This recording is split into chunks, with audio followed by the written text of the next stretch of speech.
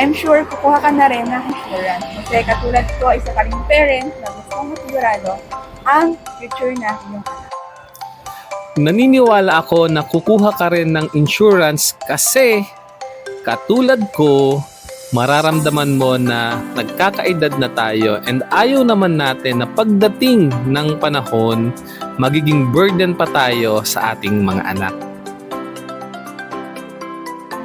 Kukuha ka din ng insurance dahil tulad ko, alam ko, gusto mo ding i-protect ang family mo, pero wala kang plan mag-work forever.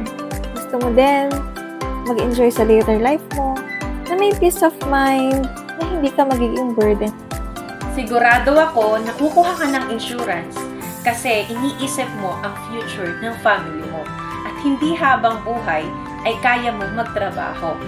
Dahil when something may happen na hindi natin inaasahan, meron kang insurance na magsusustain at maibibigay sa pamilya mo para maiparanas pa rin yung lifestyle na gusto mo para sa kanila. Sigurado ako kukuha ka ng insurance kasi matanda tayo! At kasabay ng pagtanda ay ang paglabas ng iba't ibang klase ng sakit. Ayaw mo naman siguro kung kailan ka tumanda at saka mo iisipin yun, di ba? At kung ikaw ay tulad ko na hanggang ngayon ay wala pang asawa, pero hindi naman nawawaglit sa isip mo ang bumuo ng sariling pamilya, this is the best time para kumuha ka ng insurance. Kasi whatever happens to you, secure na ang future ng family mo.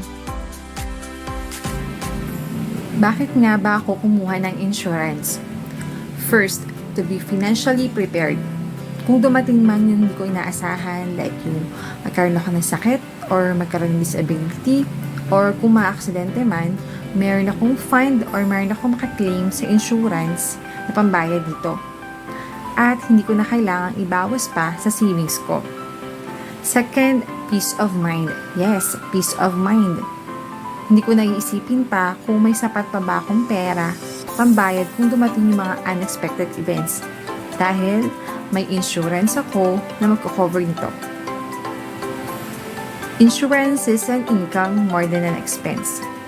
Kaya kung ikaw ay wala pang insurance, pag-isipan mo mabuti to.